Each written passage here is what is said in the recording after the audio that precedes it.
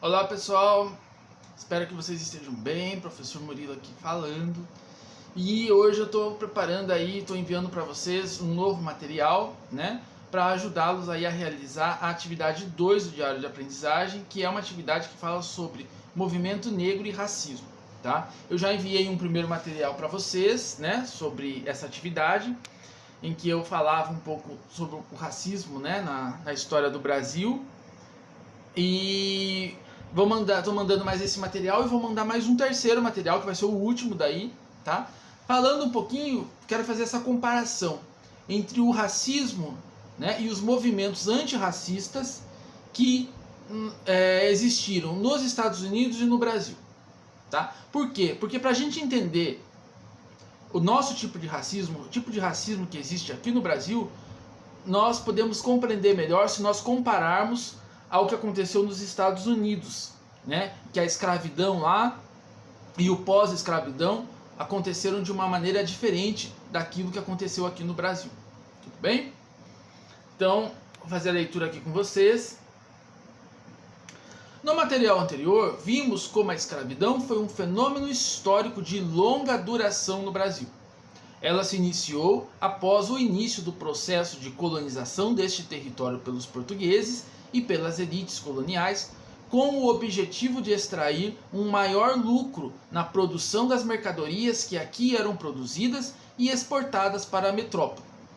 Outra motivação econômica foi a abertura de um novo polo comercial, o tráfico de pessoas escravizadas da África para o Brasil, que enriqueceu diversos negociantes e traficantes de escravos, né? Então aí fazendo uma recordação do que a gente já sabe, né, de que a escravidão então ela foi um fenômeno histórico de longa duração, né? Só que no Brasil foram mais de 300 anos, né, de escravidão, que nós vimos no material passado, dá 75% do total da história do Brasil. Então nós estamos falando de um fenômeno muito amplo, de longa duração.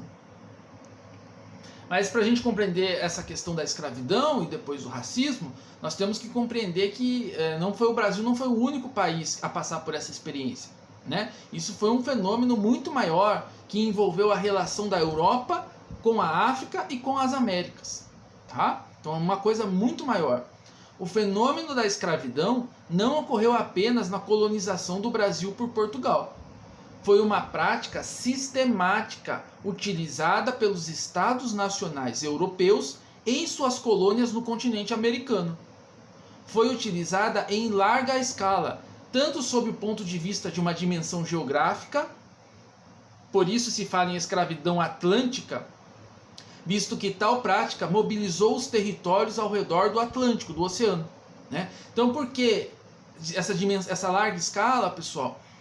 A partir de um ponto de vista geográfico, ou seja, porque ela mobiliza 3 gigantes regiões, 3 continentes durante séculos, né? Ela é, né, feita e levada a cabo pelos europeus, que raptavam, sequestravam, né, criaram um comércio de pessoas, de tráfico de pessoas da África para as Américas. Tudo isso para produzir aí mais lucros e o enriquecimento de seus países lá na Europa. Então nós estamos falando de um fato, de um fenômeno de larga escala, né? Tanto do ponto de vista geográfico, porque mobiliza, né, essas 3 regiões, a Europa, a África e a Ásia, ou seja, essa escravidão que é atlântica, né, que é essa dinâmica de escravização de pessoas que acontece ao redor do Oceano Atlântico, mas também sob o ponto de vista de uma dimensão temporal, ou seja, de um espaço de tempo. Isso não aconteceu durante um ano, né? Só no Brasil, que foi o último país que aboliu a escravidão, em 1888, foram mais de 3 séculos de escravização de africanos e pessoas negras. Então por isso que quando nós falamos de escravidão, nós estamos falando de um fenômeno histórico muito amplo, tanto do ponto de vista do território geográfico, né, porque mobilizou 3 continentes, quanto do ponto de vista do tempo de duração dessa prática, né, que foram mais de 3 séculos. Tá? Então para vocês terem uma noção do tamanho do fenômeno do que nós estamos falando, que é a escravidão e posteriormente o racismo, né? Posteriormente não, né? O racismo, desde que existia a escravidão, já estava presente. Esse fenômeno estruturou o mundo moderno como conhecemos, o que significa dizer que todas as esferas da vida social, a partir do século XVI, sobretudo nas regiões coloniais, aqui na América, né, foram construídas tendo a escravidão e, consequentemente, o racismo como base. As instituições políticas, a economia, as relações sociais e a cultura, todas as dimensões da vida moderna foram construídas sob o regime escravista e refletiram e reproduziram essas relações ao longo do tempo. Então, pessoal, por isso que a gente fala que o racismo ele é estrutural. Por quê? Porque a maioria, ou a totalidade dos países que se formou aqui no continente americano, na América, eles foram formados tendo por base o trabalho escravo, né? Então todas as instituições da vida moderna, desde a política, a economia, as relações sociais e a cultura, elas foram construídas sobre a discriminação das pessoas, né? Sobre a segregação e a exploração das pessoas africanas e depois as pessoas, os seus descendentes, né, que já nasceram aqui na América. Tudo bem? É por isso que, ainda que a escravidão como instituição tenha acabado no final do século XIX, o Brasil foi o último país a abolir tal prática, isso não tenha significado na prática a liberdade das pessoas negras, pois a estrutura da sociedade permaneceu reproduzindo as práticas racistas e segregadoras. A própria abolição da escravidão não teve motivações morais para ser extinta. Ao contrário, foram as causas econômicas que motivaram a sua extinção no mundo moderno, né? Então, galera, o que eu estou querendo dizer aqui, né? Que a escravidão, ela estrutura esse mundo moderno de uma tal forma que, com o fim da escravidão, não se acaba o racismo, porque a sociedade continuou naquela mesma estrutura racista, né? A própria abolição da escravidão, o próprio fim da escravidão nas Américas, não acontece porque as pessoas se deram conta da barbárie que eles estavam fazendo, da violência com que eles estavam submetendo os povos africanos e os seus descendentes nas Américas. Ou seja, a escravidão não é acabada por uma consciência moral, né, pela famosa vergonha na cara. A escravidão ela é acabada porque não era mais rentável do ponto de vista econômico manter a escravidão naquele momento. A escravidão passa a ser, em um determinado momento, prejudicial, né? Trazer prejuízos para as pessoas. Eles queriam investir esse dinheiro que eles empregavam na compra de escravos em outras coisas que retornavam mais dinheiro para eles. Então a escravidão ela não acaba por uma consciência moral, ela acaba por uma necessidade de buscar mais lucro, né? Ou seja, já não dava tanto lucro assim para aqueles senhores de escravo, para aqueles fazendeiros. Hoje vamos conhecer a luta das populações negras pela liberdade e pela conquista de direitos ao longo do século XX em dois países, Brasil e Estados Unidos. Vamos começar pelos Estados Unidos, né? E mais no final de semana eu mando para vocês o do Brasil. Os Estados Unidos, então, guerra civil, segregação e movimento pelos direitos civis. Olha só, vamos compreender então como que foi a escravidão, a abolição da escravidão nos Estados Unidos, hoje. Para que no próximo material a gente veja como se deu a escravidão e a pós-abolição no Brasil, para a gente poder fazer essa comparação. Vocês vão ver que a gente vai ter uma outra consciência depois disso. Vamos lá. Foi preciso uma guerra civil para pôr fim à escravidão nos Estados Unidos. Foi a chamada Guerra de Secessão, ocorrida entre 1861 e 1865. Uma guerra civil que opôs os estados do norte e os estados do sul dos Estados Unidos. Ou seja, galera, para acabar a escravidão lá nos Estados Unidos, precisaram fazer uma guerra, né? Porque haviam interesses divergentes entre os estados do sul e os estados do norte. Então eles entram em guerra entre si para acabar com a escravidão, né? É a chamada Guerra de Secessão. O que significa secessão? Significa separação, né? Então nessa Guerra de Secessão, o norte e o sul do país eles se separam, né? Então por muito pouco, aliás, durante um certo tempo, os Estados Unidos foram divididos em dois países, né? Depois eles se juntaram de novo, né? Com o fim da guerra. As origens do conflito remontam ao processo de formação das 13 colônias inglesas da América do Norte.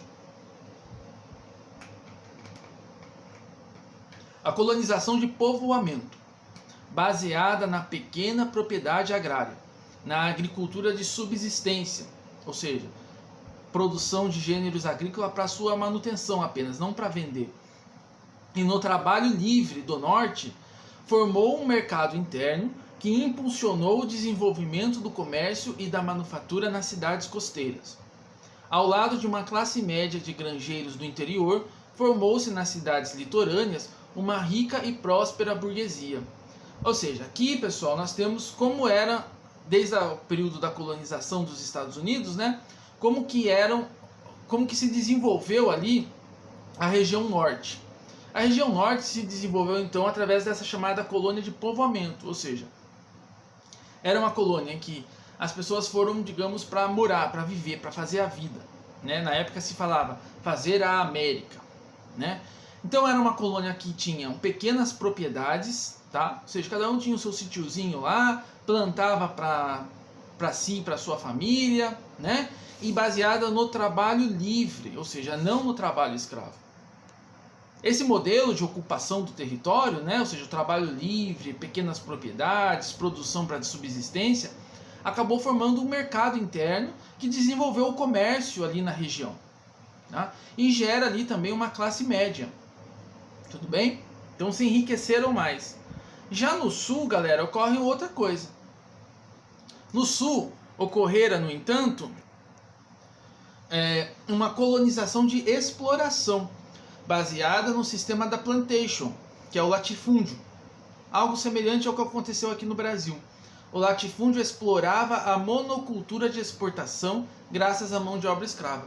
Então, enquanto lá nos estados do norte a colonização se deu através de pequenas propriedades, trabalho livre e produção para subsistência, ou seja, você plantava batata, você plantava vários gêneros que era só para sua alimentação, nos estados do sul, a ocupação do território se deu parecida como aconteceu aqui no Brasil, né? Ou seja, no lugar das pequenas propriedades, o latifúndio, ou seja, uma grande extensão de terra.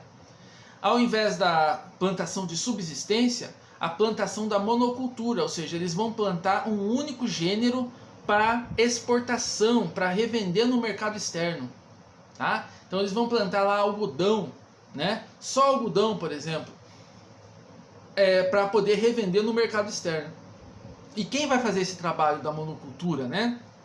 Quem vai trabalhar nas plantations, no latifúndio, vai ser a mão de obra escrava, tá?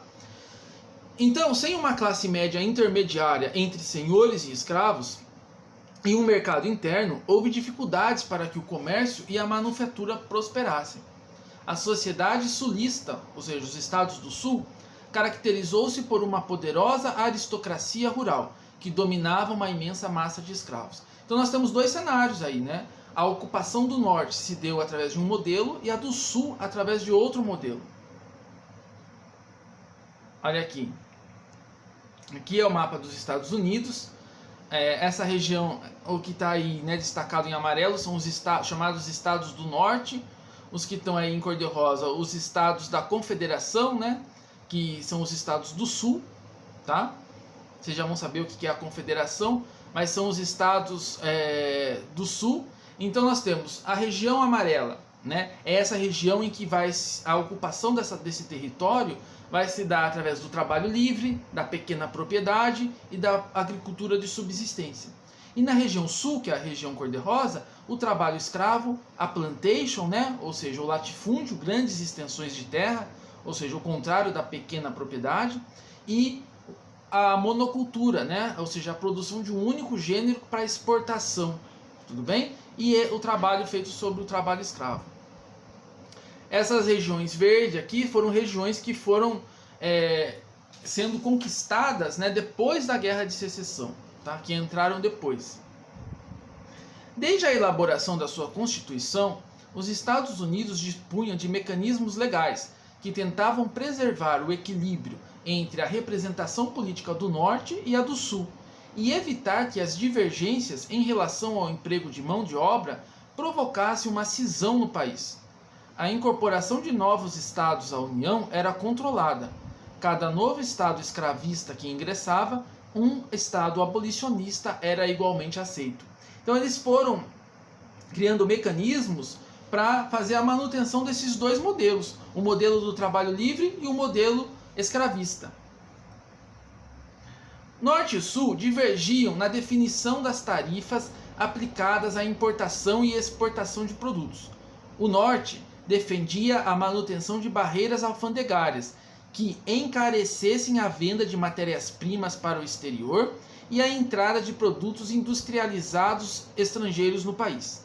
Ou seja, então havia uma divergência também entre Norte e Sul na questão da economia. O Norte, que era uma região que não tinha, não era uma região que usava o trabalho escravo, que não era uma região que utilizava a agricultura de exportação, o Norte era uma região mais industrializada, eles defendiam que houvesse aí barreiras alfandegárias, ou seja, que se cobrassem impostos para encarecer, a entrada de produtos industrializados do exterior. Por quê? Porque se eles encarecem produtos industrializados comprados da Inglaterra, por exemplo, fica mais barato para que as pessoas comprem os produtos industrializados que são fabricados no Norte. Ou seja, vai estimular o desenvolvimento da indústria da região dos estados do Norte, ali nos Estados Unidos. Tudo bem? Então o interesse deles era que houvessem barreiras alfandegárias, ou seja, houvessem impostos que encarecessem a compra de produtos industrializados de outros países, para que eles pudessem ter mercado para vender os deles mesmo dentro dos Estados Unidos. Consequentemente, eles defendiam também que a venda de matérias-primas para o exterior, também tivesse que pagar uma tarifa alfandegária. E isso prejudicava a produção de algodão que se via nos estados do sul dos Estados Unidos. O sul não era industrializado. O sul vivia de vender, produtos de gêneros agrícolas para exportação, através do latifúndio, sobretudo o algodão. Então, para o sul, eles já pretendiam vender a sua imensa produção de algodão para as fábricas britânicas, que pagavam valores mais altos e adquirir tecidos a preços mais baixos do que os praticados pelos industriais do norte dos Estados Unidos. A rivalidade política entre as duas regiões foi agravada pelas divergências quanto da colonização das terras do oeste, que é aqueles novos estados que foram sendo incorporados depois, Como os novos estados elegeriam representantes para o Congresso Federal, quem os controlasse teria assegurado a direção política do país. A aristocracia sulista pretendia introduzir a escravidão na região oeste e assim neutralizar politicamente a crescente influência dos estados do norte. A burguesia nortista, ou seja, dos estados do norte, embora não se opusesse à escravidão no sul, pretendia implantar nas novas áreas o trabalho livre e com isso conquistar a supremacia política no país. A causa imediata da guerra, entretanto, foi a vitória de Abraham Lincoln, candidato do Partido Republicano e representante dos industriais nortistas nas eleições presidenciais de 1860. A aristocracia sulista reagiu à eleição de Lincoln e em 1861, 11 estados escravistas do sul separaram-se do governo da União e fundaram os Estados Confederados da América. Então, pessoal, haviam aí disputas políticas entre o norte e o sul. O norte, que era industrial, era uma região industrializada, sob o trabalho livre, e o sul, que não era uma região industrializada, eles viviam de vender produtos agrícolas, com o trabalho escravo. Eles queriam ver quem deles dominava mais os novos estados que estavam sendo incorporados à região, porque quanto mais estados eles dominassem, mais o modelo deles teria aí poder político no país como um todo. Tá? Com a vitória do Abraham Lincoln como presidente da República, e o Abraham Lincoln, que era um representante dos industriais, um representante do norte, o sul reage à eleição do Lincoln, fala não, essa eleição foi roubada, e eles se separam, dos outros estados dos Estados Unidos, né, e fundam aí os Estados Confederados da América, ou seja, uma confederação, um novo país. Tá? E esse é o estopim para a Guerra de Secessão. Tá? É o Sul aí tentando se desmembrar dos Estados Unidos, formando um novo país, porque o que estava em jogo era a defesa do modelo escravista que eles adotavam, em oposição ao modelo mais industrial e de trabalho livre que se via no norte do país. A derrota dos exércitos confederados, ou seja, o pessoal do Sul, foi decisiva. Em 9 de abril de 1865, o general sulista rendeu-se e a guerra chegou ao fim. Alguns dias depois, no dia 14, Lincoln foi assassinado. O resultado imediato da Guerra Civil foi o fim da escravidão e a transmissão de capitais antes investidos na compra de escravos, agora no capitalismo industrial. A Guerra de Secessão derrubou a escravidão e consolidou a configuração territorial dos Estados Unidos, mas não levou o debate sobre o racismo, nem criou nenhuma política de inserção do negro na sociedade americana. Então, com o final da Guerra de Secessão, os estados do Sul perdem a guerra, né? Eles são obrigados a abolir a escravidão, né? A escravidão chega ao fim, fizeram uma guerra para defender a escravidão, mas perdem, a escravidão acaba sob uma guerra. Mas é preciso notar que essa escravidão ela não acaba por uma consciência moral, né? Mas sim porque o modelo do Norte, que era um modelo industrializado, gerava mais lucro que o modelo econômico do Sul. Né? Tanto é que os capitais que antes eram investidos na compra de escravo agora vão ser investidos na industrialização do sul dos Estados Unidos. Tá? E como eles perdem a guerra também, né, aquele conjunto, aquele novo país que eles queriam formar, né, os Estados Confederados, eles não vão para frente e eles retomam, né, aquela configuração dos Estados Unidos que é a que a gente conhece já hoje. Com o fim da Guerra Civil, surgiram no país organizações secretas, ilegais e paramilitares constituídas exclusivamente por homens brancos, entre elas a bem estruturada Ku Klux Klan. Essas organizações procuravam intimidar os negros por meio de assassinatos, linchamentos e espancamentos. Faziam pressão para restabelecer a supremacia branca nos estados em que se encontravam sob o trabalho de reconstrução estabelecidos pelos nortistas. Então, pessoal, atenção. Embora os estados do Sul tenham perdido a guerra, embora os estados do Sul tenham sido obrigados a acabar com a escravidão, a escravidão acabou, mas eles não engoliram isso. Tanto é que surgiram organizações chamadas de supremacistas brancas. O que é isso? O que é um supremacista branco? São pessoas que defendem a supremacia do homem branco em relação às pessoas negras. Ou seja, pessoas que não aceitaram o fim da escravidão e não aceitariam que a partir daquele momento brancos e negros fossem iguais.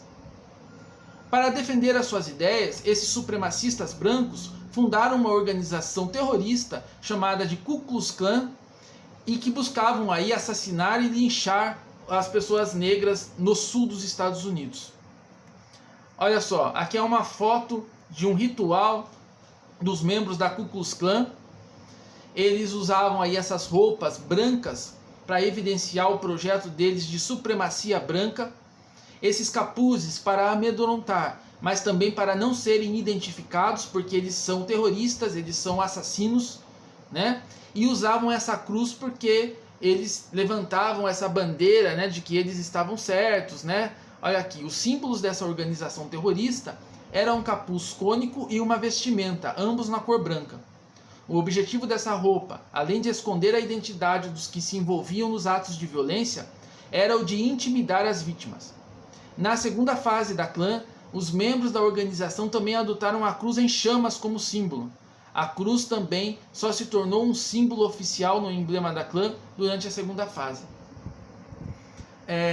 A Ku Klux Klan existe até hoje e andaram apoiando candidatos aí, inclusive o próprio Donald Trump nos Estados Unidos, que acabou de perder a eleição. Então, para a gente ver como o racismo, a não aceitação do fim da escravidão nos Estados Unidos, sobretudo pelos estados do Sul, eles não aceitaram e criaram essas organizações criminosas, racistas, né, que a gente chama de supremacistas brancos, e eles estão muito atuantes até hoje. Né? E como o próprio presidente dos Estados Unidos, que agora acabou de perder a eleição, Donald Trump, tinha ligações e recebia o apoio dessas organizações terroristas, porque as ideias que Donald Trump defendia eram ideias que também defendiam esses supremacistas brancos. Então aí o perigo que a gente corre, né, de apoiar às vezes esses candidatos que têm ligações aí muito perversas atrás de si, né, pessoal? Aqui eu coloquei até uma reportagem aqui, né, ó. Jornal do Ku Klux Klan declara apoio a Trump na eleição dos Estados Unidos. Essa é uma reportagem de 2016, quando Trump foi eleito pela primeira vez, tá? E para mostrar para vocês como esse debate é muito atual, né? Eles atacam ainda, eles perseguem as pessoas, são supremacistas brancos, eles não aceitam a convivência com as pessoas negras, né? E tem tentáculos, inclusive aqui no Brasil ainda, né? Inclusive com grupos políticos que apoiavam Trump. Mas vamos ver como ficou a situação da população negra no pós-guerra civil, ou seja, depois que a escravidão foi abolida lá. As chamadas leis Jim Crow. Promulgadas no final do século XIX, as legislaturas estaduais eram uma maneira legal de colocar cidadãos negros em servidão e separá-los da parcela branca da população americana. Promulgadas no final do século XIX e no início do XX, quando as legislaturas estaduais eram dominadas pelos democratas conservadores brancos após o período de reconstrução, que se iniciou após o término da Guerra de Secessão, e começaram a valer imediatamente após a ratificação da 13ª emenda, que aboliu a escravidão nos Estados Unidos. Então, resumindo aqui para vocês. Depois que acaba a escravidão, né, a escravidão acaba, eles colocam a chamada 13ª emenda na Constituição dos Estados Unidos, que é a emenda que abole a escravidão lá. Começaram a votar uma série de leis, né, essas leis chamadas de leis Jim Crow, que a gente vai saber o que elas são. Os chamados Black Codes apareceram em todo o sul do país, como uma maneira legal de colocar cidadãos negros em servidão contratada, girar direitos de voto, controlar onde moravam e como viajavam e apreender crianças para fins trabalhistas. Esses códigos funcionavam em conjunto com campos de trabalho para os encarcerados, onde os prisioneiros eram tratados como pessoas escravizadas. Os infratores negros geralmente recebiam sentenças maiores do que os brancos que cometiam o mesmo tipo de crime, e por causa do trabalho exaustivo, muitas vezes não viviam a sentença inteira. As leis de Jim Crow eram uma coleção de estatutos estaduais e locais que legalizavam a segregação racial no sul dos Estados Unidos. Com ela, os povos afro-americanos não podiam votar, estudar ou até mesmo estar diante de oportunidades igualitárias. Aqueles que tentavam desafiar as leis de Jim Crow eram frequentemente levados à prisão, multados, sentenciados, sofriam violência e até mesmo mortos. Um verdadeiro apartheid assolou o sul da América. Apartheid é separação, né? Uma segregação. Ou seja, acabou a escravidão, a população negra deixou de ser escrava, em tese era para eles serem considerados como iguais às pessoas não negras, mas não. Fizeram uma série de leis em que eles não podiam votar, em que eles não podiam estudar nas mesmas escolas que os brancos, em que as penas para eles, para os negros, eram maiores do que para os brancos, ou seja, eles colocaram a segregação, a discriminação na lei. Por lá, as medidas afetavam quase todos os aspectos da vida cotidiana, exigindo a segregação de escolas, parques, bibliotecas, bebedouros, banheiros, ônibus, trens e restaurantes. Nesses locais, placas sinalizando espaços para somente brancos e pessoas de cor eram lembretes de ordem racial que havia sido instaurada. Na teoria jurídica, os negros recebiam um tratamento chamado de separado mais igual. Não sei ler esse termo em inglês que está aqui. Nos termos da lei. Porém, na realidade, os estabelecimentos públicos para negros eram quase sempre inferiores aos dos brancos. Isso quando existiam. Além do mais, aos negros foi negado sistematicamente o direito de voto na maior parte do sul rural, através da aplicação seletiva de testes de alfabetização e outros critérios de motivações raciais. As medidas de Jim Crow logo se espalharam pelo país com ainda mais força do que anteriormente. Os negros passaram a serem proibidos de entrar em parques públicos, teatros e foram segregados até mesmo em restaurantes. Foram necessárias salas de espera separadas nas estações de ônibus e trem, além de fontes de água, banheiros, entradas de edifícios, elevadores e cemitérios. As leis também proibiam os afro-americanos de viverem em bairros brancos e, em alguns estados, exigiam livros separados para os estudantes de cores diferentes. Ou seja, pessoal, o racismo se tornou lei depois que a escravidão é acabada nos Estados Unidos. Imagina, aqui algumas fotos da época. Bebedouros de água separado para pessoas brancas e pessoas negras. Aqui, ó, white e colored, né? Bebedouro separado. Se ele fosse tomar água no bebedouro que está escrito white, dos brancos, ele estaria cometendo um crime. Ele poderia ser preso. Da mesma forma que se ele estivesse num ônibus, né? Ele só poderia se sentar se não houvesse nenhum branco sem lugar. Caso contrário, ele também poderia ser preso porque estaria cometendo um crime, porque colocaram o racismo na lei.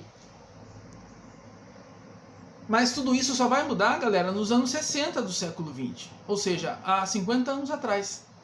Esse estado de coisas que nós estamos vendo existia até 50 anos atrás nos Estados Unidos.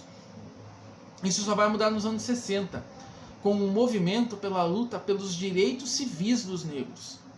Em 1955, no estado do Alabama, uma jovem negra chamada Rosa Parks foi presa por não ter cedido seu assento em um ônibus para um homem branco que estava de pé, como previa a legislação estadual. A comunidade negra, liderada pelo pastor protestante Martin Luther King, boicotou os transportes públicos por 381 dias. Ao final do processo, a justiça determinou ser ilegal a segregação nos transportes públicos do Alabama. Os negros do Alabama adquiriram os mesmos direitos que os brancos, mas apenas nos transportes públicos. O caso de Rosa Parks projetou o nome de Martin Luther King nos Estados Unidos. O reverendo passou a percorrer o país em campanha pela defesa dos direitos civis e contra a discriminação e a política de segregação racial vigente em diversas partes dos Estados Unidos. Em 1963, na comemoração dos 100 anos da abolição da escravidão, Martin Luther King reuniu cerca de 250 mil pessoas em frente ao Memorial Lincoln, em Washington, capital do país, em um protesto pacífico contra o racismo. Os esforços do movimento culminaram na decretação da Lei dos Direitos Civis em 1964, sob o governo de Lyndon Johnson, que proibia a discriminação sob qualquer forma. No entanto, as leis por si só não foram suficientes para eliminar a realidade de discriminação contra os negros. Em abril de 1968, Martin Luther King foi assassinado na cidade de Memphis. Os protestos dos negros alastraram-se por todo o país. A revolta contra séculos de opressão e violência tomava conta dos Estados Unidos. Ou seja, galera, eles tiveram que se revoltar para conseguir derrubar aquele conjunto de leis que segregava eles, né? E aqui, como diz o texto, né, só as leis às vezes não mudam uma mentalidade racista. A primeira menina negra que teve uma autorização judicial para estudar numa escola em que só haviam brancos, ela precisou ser escoltada pela polícia para não ser agredida. Então vocês podem procurar na internet aí a foto, depois eu mando para vocês. Ela, escoltada por policiais, uma menina de 5 anos, ouvindo ameaças de pessoas adultas que não se conformavam com o fato de ter que dividir uma escola com uma menina negra. Então aí os efeitos perversos da escravidão e do racismo, né? Que não se mudam apenas com uma lei, né? Se não muda uma mentalidade apenas com uma lei. Enquanto Martin Luther King apostara no princípio da resistência não violenta e na integração entre negros e brancos, outros ativistas defendiam ideias mais radicais. Malcolm X defendia uma ação ofensiva contra aqueles que negavam aos negros os seus direitos. Em 21 de fevereiro de 1965 foi assassinado na cidade de Nova York enquanto discursava. Suas ideias continuaram a ser divulgadas por meio de outros movimentos, como os Black Power e os Panteras Negras. 3 meses após o assassinato de Luther King, foram realizados os Jogos Olímpicos na cidade do México. Os jovens atletas John Carlos e Tommy Smith, primeiro e terceiro colocados na corrida de 200 metros rasos, preparavam-se para subir ao pódio. No momento da cerimônia, os dois atletas abaixaram a cabeça e ergueram seus punhos cerrados com luvas pretas. O mundo inteiro assistiu ao forte protesto dos dois atletas. Então esse gesto, né, a mão fechada e o punho erguido, passou a simbolizar a luta antirracista que as grandes lideranças do movimento negro nos Estados Unidos, a partir de Malcolm X, começaram a travar para denunciar o racismo, a segregação racial que existia nos Estados Unidos, que vendia para o mundo a ideia de que era a terra da liberdade. O gesto era uma referência ao grupo Panteras Negras e um protesto contra o racismo nos Estados Unidos. Mais uma vez, a bandeira do país tremulava graças ao empenho de atletas negros. Quer dizer, ao mesmo tempo que os atletas negros colocavam o país no pódio de uma competição internacional, né, eles eram desprezados e desvalorizados dentro do seu próprio país, né, considerados cidadãos de segunda categoria. Então, pessoal, aquelas leis, né, o que a gente pode tirar disso? Que a escravidão nos Estados Unidos, ela não acaba por uma consciência moral, mas por uma motivação econômica. O sul dos Estados Unidos tanto era contra o fim da escravidão, que até fez uma guerra civil para evitar o fim da escravidão, mas perderam. Uma vez que perderam e tiveram que acabar com a escravidão, eles implantaram o racismo sob a pena da lei, né? Fazendo aí a segregação racial, discriminando as pessoas pela cor da sua pele, dividindo aí bebedouros, escola, não dando direito ao voto. Essa situação ela se estendeu até há menos de 50 anos atrás, né? Para acabar com esse estado de coisas, né? O racismo sendo endossado pela lei, a população negra teve que se reunir e teve que lutar, inclusive lançando mão, às vezes, de violência física para conseguir reverter esse estado de coisas, né? E aí nós temos muitos líderes que merecem ser conhecidos com mais profundidade, como o pastor Martin Luther King, que defendia aí uma luta mais pacífica, o Malcolm X, que falava que não, só a luta pacífica nós não vamos conseguir, é preciso enfrentar se preciso for, né? O movimento do Black Power, que foi um movimento que procurava trazer o orgulho, né, da sua condição de negritude. Então é o orgulho do cabelo Black Power, é o funk que começa a surgir, né, a música soul, como uma expressão de orgulho das suas origens. E o partido Panteras Negras, que também vinham aí dessa tradição desse líder Malcolm X, né, tinha o gesto aí, né, o punho cerrado como um movimento de luta por direitos. E então o partido, né, Panteras Negras, que teve aí uma grande líder, que é a Angela Davis, que chegou a ser, por sua luta, a mais procurada do mundo, né, pelo FBI. Tudo isso para derrubar aquele estado de coisas, né, o racismo nos Estados Unidos, que é tão forte. Então não foi à toa que nós vimos aquelas manifestações tão intensas nos Estados Unidos esse ano com a morte de George Floyd, né? Isso desperta um histórico de luta contra a segregação racial nos Estados Unidos, né? E com certeza foi essa luta antirracista despertada depois da morte do George Floyd que fez com que Donald Trump, um presidente supremacista branco que recebeu o apoio da Ku Klux Klan, perdesse as eleições agora essa última semana, né? Então aqui, pessoal, eu coloco para vocês, olha aqui a foto da manifestação, né, dos atletas. Aqui o nosso grande Martin Luther King, dando as mãos aí para o Malcolm X de óculos, né? Dois líderes do movimento negro, dois líderes pelo movimento dos direitos civis nos Estados Unidos que tinham propostas diferentes, né? O Martin Luther King tinha uma proposta mais pacífica e o Malcolm X falava, não, se necessário for, se para acabar com o racismo for necessário a gente pegar em armas, nós vamos pegar, tá? Mas eles aqui dialogando. E a nossa grande Angela Davis, que fez parte aí dos Panteras Negras, que hoje é uma filósofa muito importante no mundo inteiro, que ainda debate essas questões raciais. Então, pessoal, aqui tem um pouco do histórico da questão étnica racial nos Estados Unidos. E no próximo material a gente vai poder fazer uma comparação com a nossa história, né? A escravidão, ela foi um fenômeno global, nós vimos, né? Mas ela acontece de diferentes maneiras nos territórios. Aqui no Brasil, a abolição da escravidão e o pós-abolição, eles foram bem diferentes do que se viu nos Estados Unidos. E é isso que a gente vai comparar na nossa próxima aula aqui, tá bom? Então, um abraço, fiquem bem. Se tiverem alguma dúvida, me procurem para conversar, tá bom? Eu estou disponível aqui para vocês, tá, pessoal? Então, um abraço, até mais.